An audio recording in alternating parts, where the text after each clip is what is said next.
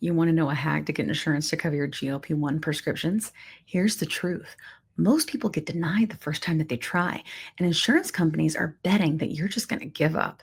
But you do have rights and you can appeal, not just once, but multiple times. The problem is the process is confusing and it's time consuming, and a lot of providers just don't have the bandwidth to be able to fight through it with you. So that's why I partnered with Claimable. It's an easy to use tool that helps you build expert backed appeals proven to work. So don't give up on your shot at coverage. Exhaust your appeals. Go to getclaimable.com/plus sides to learn more and use code plus sides with a Z to save.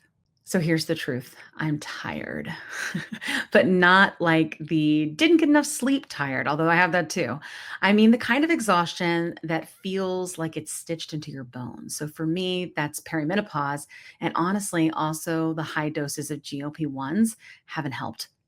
And so I kept thinking, am I missing something? And it turns out, yeah, we naturally have NAD in our bodies. It's essential for energy, cellular repair, brain function. But as we age, we lose it, which of course is not fun. No bueno. That's why I've added NAD plus back in, and I've been going through Shed, which is a telehealth to do it, because this season of my life is about putting back what time or meds have taken from me. I'm not ashamed of it.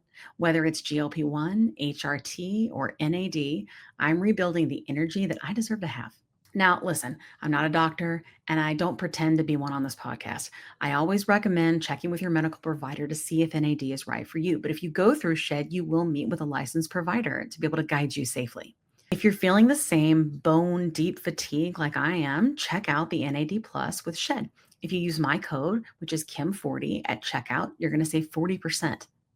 It's also linked in my link tree. There's no shame in my game, just science support and reclaiming what's mine. I hope it works for you too. I'm going to add in our special guest. Ta-da, ta-da. Oh, hey, Ashely. Hi. False but it's I have a normal, a a normie. normal. I felt You're a normie. I felt Oh. I know I felt so out of the loop because I just have a normie. But it's probably just because I'm not on the name brands, right? Yeah. Oh, please, no, that doesn't matter. Madness. Doesn't matter. How are you guys? Good. We're We so are glad to have you fine. here. How are you you? feeling? I know it's like kind of crazy, Really, but surprisingly, really good. good. It's been a crazy past couple of months, but I'm I it couldn't be better, honestly. Yeah, It's hard for me, I think, sometimes to emotionally wrap my head around where I sure. currently am because I was not where I currently am for so long. So the act of getting back to my normal has Yeah. been really transformative. Yeah, for Yeah. sure. I can imagine. Yeah, it's interesting because people have different experiences. Like, for example, and we'll talk more about it, but like Kat and I, we've always dealt with like weight and things like that. So I don't really have a back to normal.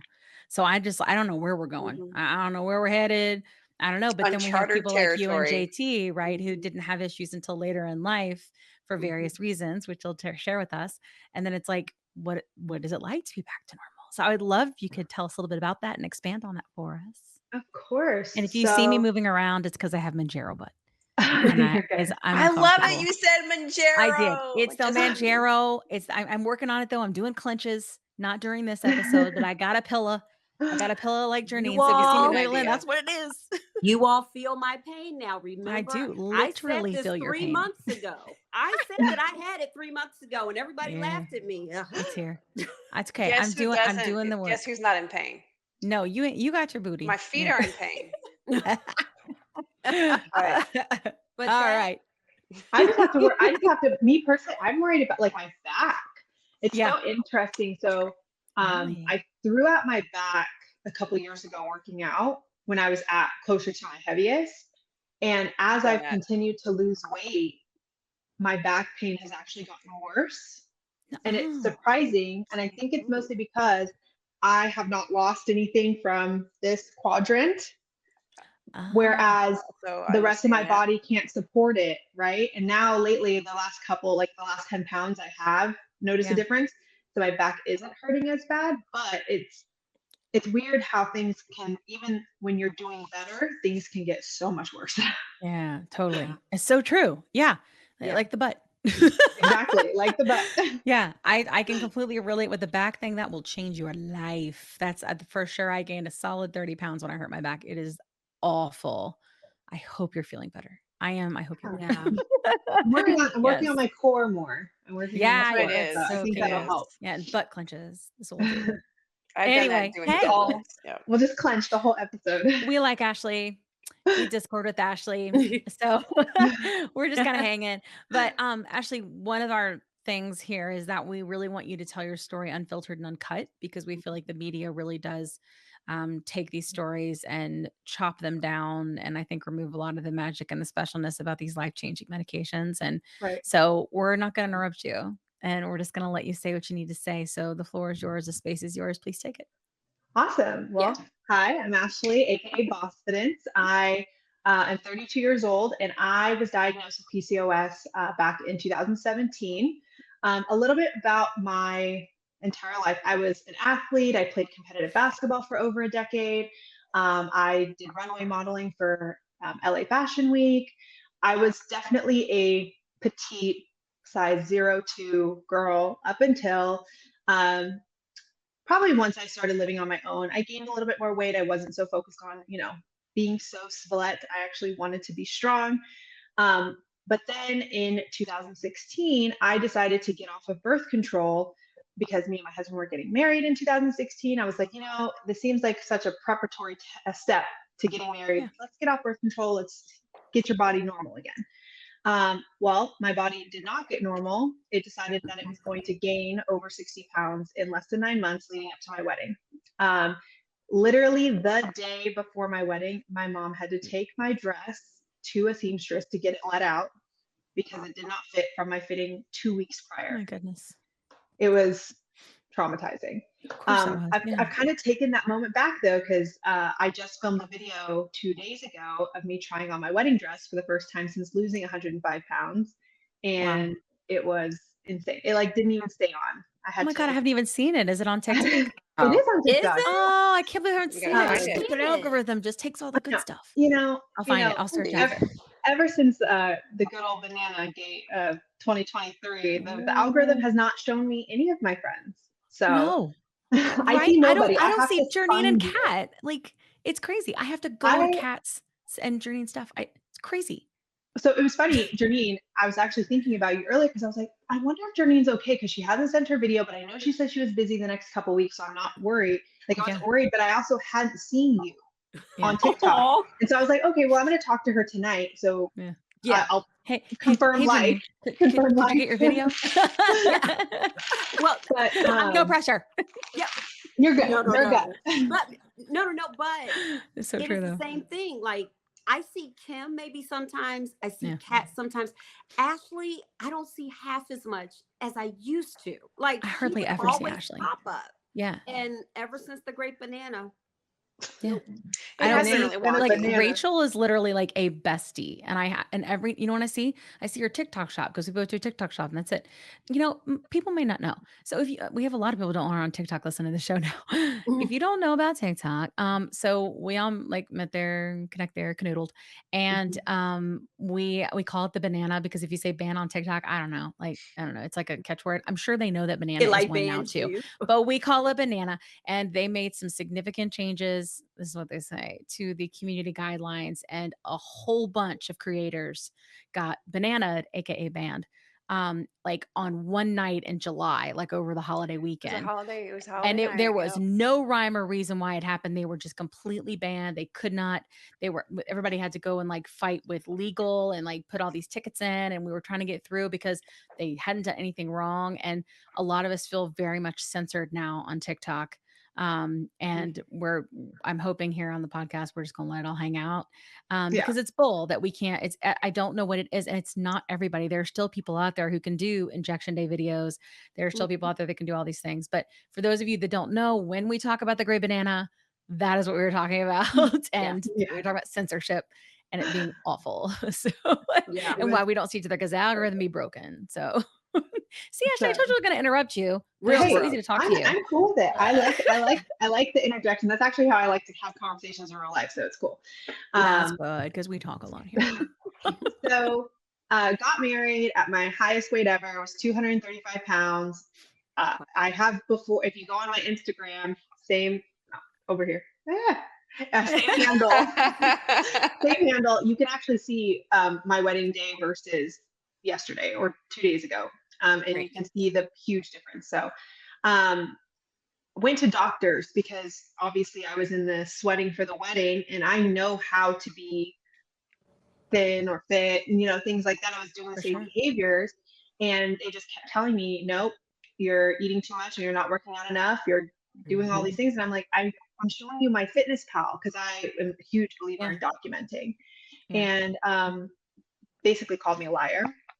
And then in 2017, trigger warning, I had a miscarriage in June of, or like summer of 2017. And it wasn't until I had that that they were able to actually tell me that I had PCOS. So my testosterone was like 3 times higher than it should have been. My ovaries were completely cystic. It looked like bubble wrap in there. And I kind of had 2 choices, whether I, do fertility treatments just to get pregnant and then kind of heal later, or heal and then try and do fertility treatments, down the line. I decided just to do the fertility treatment, get pregnant, and deal with it later. So got very lucky, only had to do 1 round, had my son, got to the highest weight I have ever been, 315 pounds the day I delivered. However, will disclaim my son was 10 pounds, 6 ounces. He was a good portion of that. For sure. And all the stuff that surrounded him. So at least 50 to 20 pounds. That was all that baby. Yeah, exactly. And I was very lucky, didn't have, gestational diabetes like they told me I would, didn't have high blood pressure like they told me I would. I was very healthy because I'm not an unhealthy person. And I think that that's the biggest misconception with being obese or overweight is that they think that you're unhealthy. My blood sugar, my blood pressure, my charting, except for my hormones, everything was, of a healthy person. So after I had my son, I saw that Weight Watchers had a breastfeeding program. So I decided to do the Weight Watchers breastfeeding program. It was promoted in a couple of my mom Look at your face, Kim. Yes, they do. They've been had They that. do. And so I was able to get Fix down. your face. Hey, I have feelings about Weight Watchers, don't worry. But I did it and I got down to like my pre-baby, which was 235, 240 before. And then pandemic happened. My pharmacy was out of my birth control for a week. And in that week that I didn't have my birth control, I gained 14 pounds. That's crazy. And It's always the opposite way, right? And it You've just always been like you usually gain weight. I know. Wow, and it just insane. kept compounding. And I have tried to get off birth control before, and every single time I try, I will gain 5 to 10 pounds in just a very short period of time. And so I got up to 283 pounds, had my rock bottom moment at SeaWorld, in which I was almost not able to get on a ride. And I was like, I got to fix this. So I went to a clinic and, obviously was hustled phentermine as a weight loss clinic does. Knowing now, hindsight's always 20/20, right? You know more now, especially since getting on GLP-1, that was probably the worst thing for my PCOS that I could have done. And that clinic told me about GLP-1 medication. They gave me a pamphlet. Didn't really know much about it. Went on Reddit, saw some information. Went on TikTok. There was maybe 3 or 4 creators at that point talking about GLP-1 medications. I really didn't have like a baseline. So I decided, let's do it. What do I have to lose at this point? I had actually scheduled a consultation in November for a gastric surgeon to get gastric sleeve or gastric bypass. And I was like, if I don't see movement between now and November taking this, then I will just proceed with gastric bypass or gastric sleeve. And here we are. I'm 105 pounds down a year and 14 months later. And I have been off birth control now for 3 weeks and have not gained 1 pound. Awesome. Oh my gosh. And I feel great. Like, I didn't realize, I guess, how much mentally birth control was bogging me down. Like, it was slowing me down. And now that I'm off it, I feel like I'm back in pace.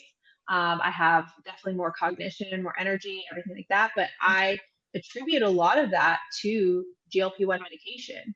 For sure. It treated my PCOS. My testosterone is non-existent, mostly because birth control. GLP-1 probably didn't help it, right? But I'm interested to see what my blood work looks like in about 3 months to see how Me my too. testosterone has balanced out.